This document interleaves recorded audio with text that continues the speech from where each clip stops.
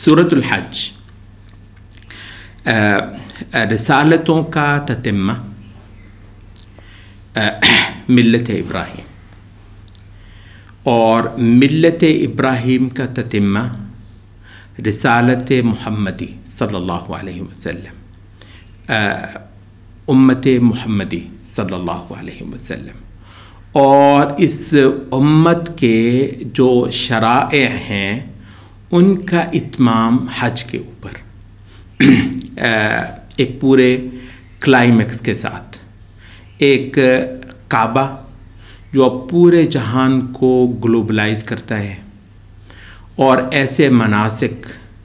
जो पूरे जहान को खुदा की इबादत की सूरत में अब जहान के अंदर दिखाए जाते हैं, और एक ऐसी दावत जो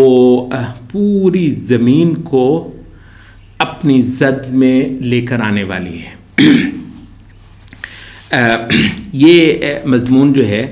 यानी सूरतुल अंबिया के बाद हमने कहा था सूरतुल अंबिया जो है वो सूरत बनी इसराइल से चलता आने वाला एक क्लाइमेक्स है जो सूरतुल अंबिया पर जाकर पहुंचता है, और फिर सूरतुल अंबिया की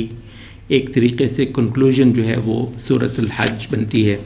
कई अहले इल्म ने कहा कि ये बावजूद इसके कि ये एक मदनी सूरत है, इसका उसलूब, इसके मज़ामीन और इसकी स्ट्रेस जो है वो पढ़ें तो आपको यूँ मालूम होता है कि ये एक मक्की सूरत है, क्योंकि वो जो सिलसिला है सारे का सारा कुरान मजीद की जो ये मुसहफ़ की जो तरतीब है नबी सल्लल्लाहु अलैहि वसल्लम की लगा दी हुई है। लेकिन यह है कि है तो ये बात की ना, यानी तंजील की तरतीब तो और है, लेकिन इस मज़मून के इस सूरत के जो मज़ामीन हैं वो बहुत ज़्यादा मक्की नज़र आते हैं, इस वजह से कि ये पूरा जो सीक्वेंस है वो जुड़ा हुआ हमें मालूम हो।